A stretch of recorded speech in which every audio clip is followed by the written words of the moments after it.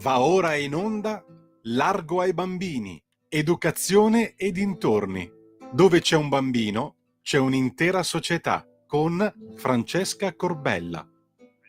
Buonasera Francesca, a te la linea. Buonasera a tutti, bentrovati cari amici. Eccoci a un'altra puntata di Largo ai bambini. Devo dirvi con molto dispiacere che devo sospendere la mia ormai assidua da 5 anni esatti. Ho iniziato con Largo ai bambini nel 2020, ma io collaboro a questa radio dal 1999, sono veramente una veterana, affezionata, fedele e veramente assidua. Dal lontano 99 ho poi interrotto, poi ho ripreso appunto nel 2020 sentimento di voler contribuire alla nostra libertà e alla libertà della radio, e quindi avevo assunto questo impegno che è diventato per me gravoso alla luce di vari altri impegni che devo portare avanti. Quindi sospendo per un po' e oggi è l'ultima puntata di questa lunga serie durata ben 5 anni, perché appunto è iniziato ottobre nel 2020 con la nostra trasmissione. Ma adesso abbiamo ancora, prima di salutarci, ma poi tornerò, non vi preoccupate, sempre se vi preoccupate. Allora, intanto abbiamo ancora una mezz'ora per stare insieme prima di salutarci, e volevo fare un excursus molto veloce, estratto dalla rassegna stampa del giornalista Liturri, che scrive su Stat Magazine e fa un commento sulla capriola di Macron sul clima. Prima era uno sfegatato climatista allineato con la peggior agenda 2030 e chissà come mai adesso ha cambiato stile, ha bloccato il voto sugli obiettivi climatici per appunto il 2035 e il 2040. Perché poi da agenda 2030 è diventato 35-40 e si continua a posticipare, unendosi così con questo rinvio alla Polonia, Italia e Ungheria, e rallentando così il processo verso l'accordo di Parigi. Insomma, questa mossa riflette un cambio di rotta del nostro presidente francese, che dopo il 2023 ha chiesto una pausa nella legislazione verde, influenzato probabilmente dal successo dell'estrema destra alle elezioni europee. Questo rinvio va a indebolire l'ambizione dell'UE a riguardo, no? e anche la sua credibilità globale nei confronti della posizione estrema che ha sempre sostenuto, ovvero che ci stiamo avviando al cataclisma e che è tutta colpa dei motori a benzina, eccetera, eccetera. No? Quindi insomma, credibilità dell'UE messa un pochino in crisi da uno dei suoi principali fautori. Ecco, Liturri cita simpaticamente 5 citazioni chiave sul cambio di rotta di Macron. Emmanuel Macron si è costruito una reputazione come crociato del clima in Europa, con il suo invito a rendere il nostro pianeta di nuovo grande. Ora lui a premere sui freni. Sull'impatto della sua azione, virgolettato, il pericoloso azzardo del presidente francese ha concesso un grande guadagno politico ai governi dell'UE che cercano di bloccare un'azione climatica ambiziosa, dice un'ex diplomatica francese. Sul ruolo di Macron nel rinvio, Macron è stato la voce più forte nella stanza su questo, ha detto uno dei diplomatici informati sulle discussioni in corso riguardo al rinvio dell'obiettivo 2040. Sulle richieste di Macron, secondo il portavoce dell'Eliseo, le richieste della Francia includono la neutralità tecnologica, la revisione della tariffa verde dell'Unione Europea, la protezione per i produttori di acciaio e il trattamento preferenziale per i beni prodotti in UE. Sul rischio per la credibilità dell'UE, con questa mossa la Francia si sta mettendo in una posizione pericolosa e rischia di non raggiungere un accordo ambizioso, essenziale per la credibilità dell'UE, come ha avvertito Neil Makarov.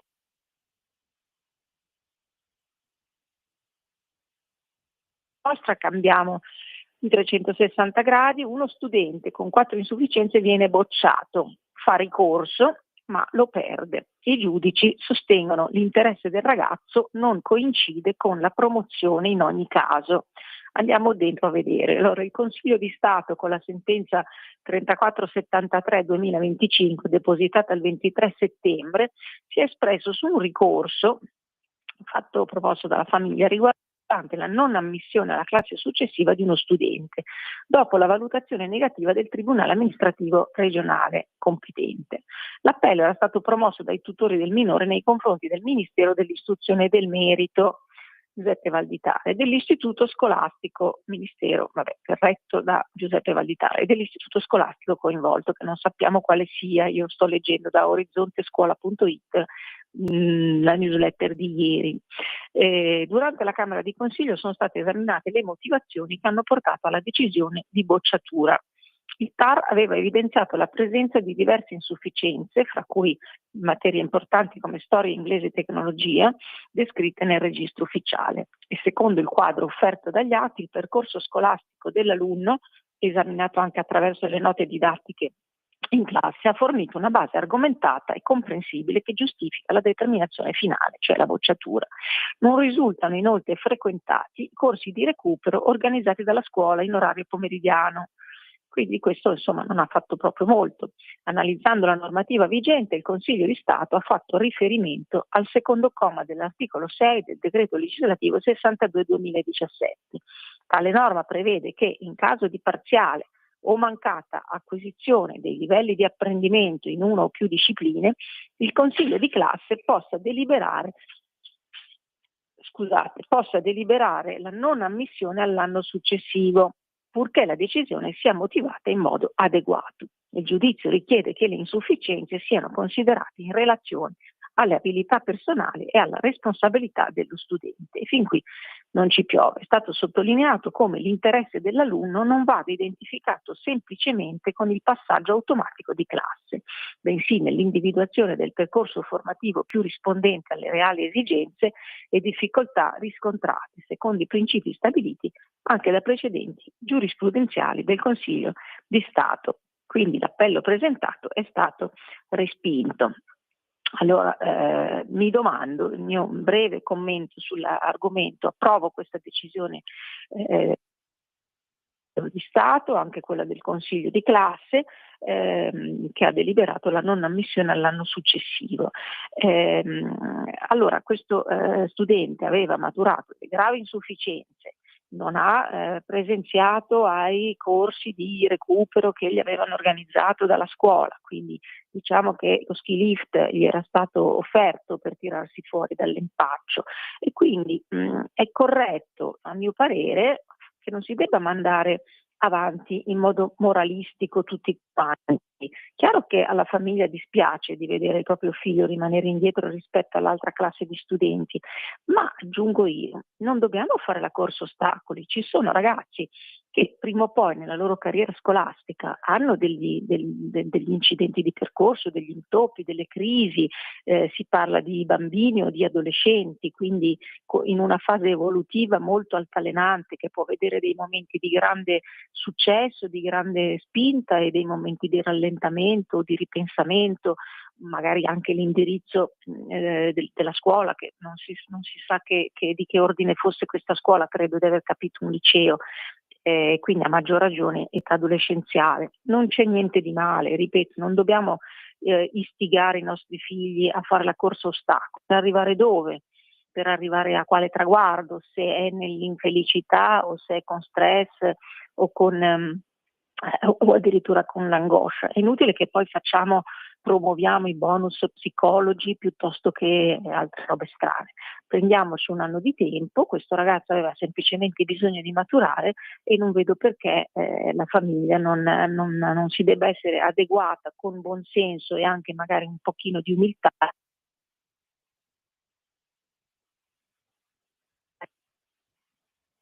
Consiglio a deliberare in tal senso, così un consiglio, un parere superficiale di chi non conosce esattamente la situazione, però ho visto tanti casi di studenti che non ce la fanno, che arrancano, che vanno in crisi, che hanno l'angoscia, che si fanno venire la febbre psichica prima di entrare in classe. Allora prendiamo per loro un anno di tempo, non succede niente di male, però ecco, ci vuole quella dose di umiltà magari anche nei confronti del successo scolastico dei figli che non tutti i genitori hanno, e quindi forse è questa la lezione che ne desumiamo. Stiamo sempre a casa nostra, dove dal suo blog Magdi Cristiano Allam fa un appello, è vecchio, è una notizia di un po' di anni fa, del 2018, ma è sempre valida a mio avviso, anzi forse ancora più attuale. Lui fa un appello alle giovani italiane, giovani donne italiane, che si convertano all'Islam per amore di un musulmano, e dice chiaramente: questi matrimoni non funzionano a meno che lui non sia veramente laico. E qui su questo veramente laico è difficile andare a esprimere che cosa significhi per un musulmano essere veramente laico. Cari amici, nel giro di poche ore ho conosciuto 2 casi di ragazze italiane innamorate di giovani musulmani che da un giorno all'altro, a seguito del matrimonio, si spersonalizzano, rinnegano tutto ciò che erano e in cui hanno creduto, si convertono all'Islam, indossano il velo e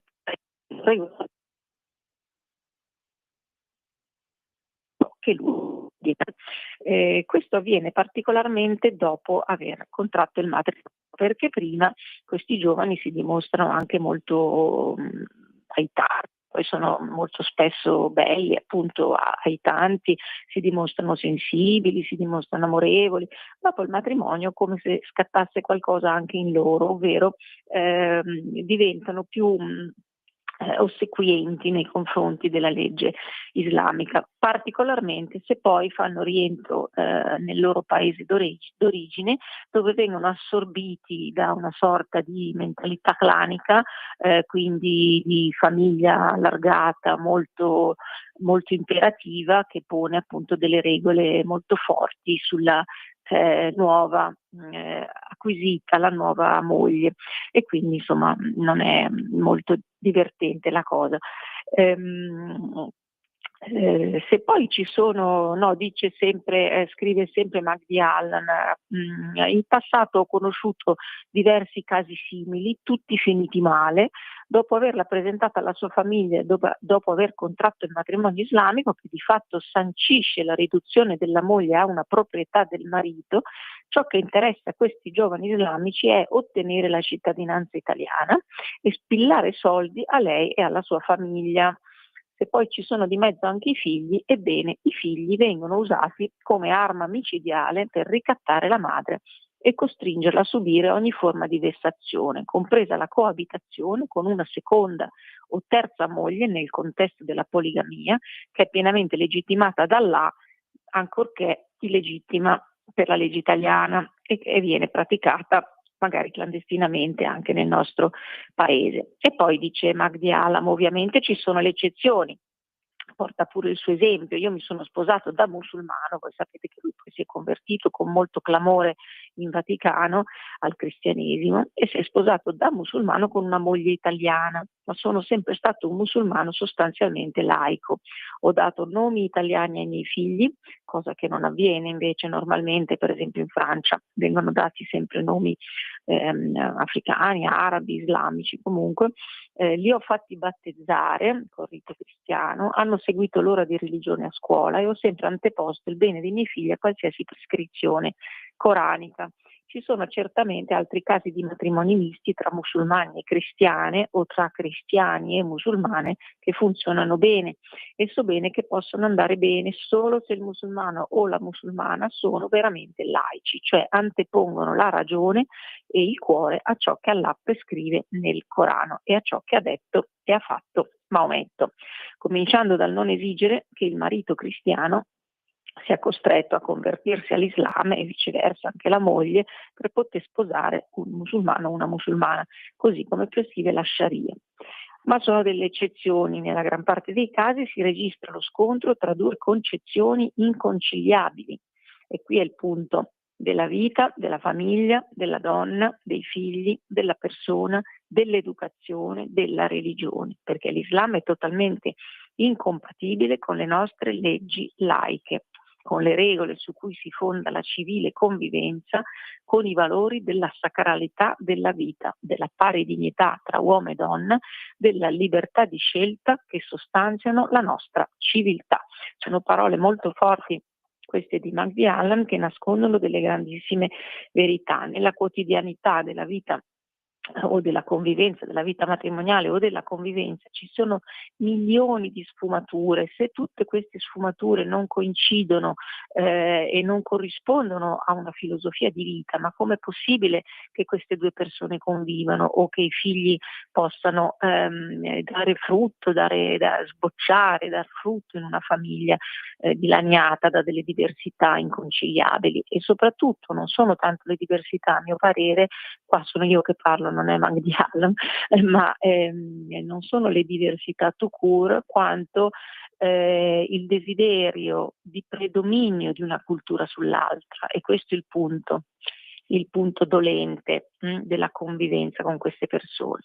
E quando c'è il predominio di una persona sull'altra, allora poi si arriva molto facilmente alla prevaricazione, all'imposizione dei propri usi e costumi, e quindi tu non vai più a studiare, tu non vai più a lavorare, tu ti chiudi in casa, eccetera, eccetera, eccetera. Questo nei casi più gravi. Cari amici, riprende Cristiano Allam, invito le donne italiane che hanno subito soprusi, violenze, ingiustizie, perdita dei loro beni, sottrazione dei figli a seguito di un rapporto amoroso con un musulmano, a rendere pubblica la propria storia, affinché la loro testimonianza possa essere di monito ad altre donne italiane. Invito queste donne italiane a dar vita ad un'associazione affinché diventi un punto di riferimento per tutte le donne italiane che dall'amore per un uomo finiscono per perdere la loro dignità e talvolta i loro beni e persino la loro vita, e poi anche la loro famiglia d'origine, perché questi tagliano i ponti, fanno sì che la donna sia isolata anche dalle relazioni pregresse, delle relazioni di amicizia, delle relazioni di fratellanza precedenti. E poi ci sono un paio di commenti nel blog di Francesco dice che in Francia anche musulmani di terza o quarta generazione non danno il nome francese ai propri figli, ma mantengono solidamente le loro tradizioni anche dal punto di vista proprio del nome da dare al bambino, e lui sottolinea che invece i cinesi lo fanno, e questo di seconda e terza generazione effettivamente i bimbi cinesi in Italia, stabiliti in Italia da generazioni, danno nomi italiani, e già questo insomma sottolinea una bella differenza nel desiderio di imporre a tutti i costi la propria cultura, imporla anche laddove è una cultura retriva, perché tutti noi siamo fedeli alle nostre tradizioni, ma devono portare frutto, devono essere funzionali alla società e al proprio rapporto personale, quindi su scala collettiva e su scala individuale. La cultura deve essere funzionale, deve produrre frutto, deve produrre buone cose, insomma. Diversamente è meglio soprassedere, insomma. Poi dice Andrea: quello che mi fa più male è che siano sempre le donne a pagare il prezzo più alto di queste conversioni per amore, conversioni forzate. Quindi l'amore lo mettiamo tra virgolette, perché se una conversione è forzata, l'amore va a farsi benedire, c'entra poco l'amore. E dice: creiamo dei corridoi che permettano alle donne di uscire da queste gabbie dogmatiche. La via d'uscita passa dalle donne, e quindi nelle parole del commentatore c'è anche un invito alle donne musulmane a uscire dalla gabbia, perché la soggezione al musulmano maschio naturalmente in primis avviene nella famiglia musulmana. Invece Angela dice: purtroppo i giovani musulmani si presentano come uomini gentili, premurosi, educati e affidabili, e le ragazze credono che saranno sempre così. La verità emerge dopo il matrimonio, e chi ha il coraggio di separarsi, sempre che non ci siano figli, incappa in brutte conseguenze. Per ragioni professionali ne ho conosciute molte di queste coppie, scrive l'ascoltatrice. Una sola ha superato la prova: un musulmano laico, come dice Magdi Allam, sposato ad una donna brasiliana con usi completamente opposti alla tradizione musulmana, ma tuttavia vivono felicemente a Singapore. Non hanno figli, per fortuna, dice la nostra commentatrice. Bene, allora io ho terminato il mio tempo, vi saluto, vi ringrazio per l'attenzione e anche per l'affetto che mi avete dato questi anni e ci risentiremo senz'altro più avanti. Da Francesca Corbella, un abbraccio, buona Radio Libertà, buona Lega e buon tutto. A presto.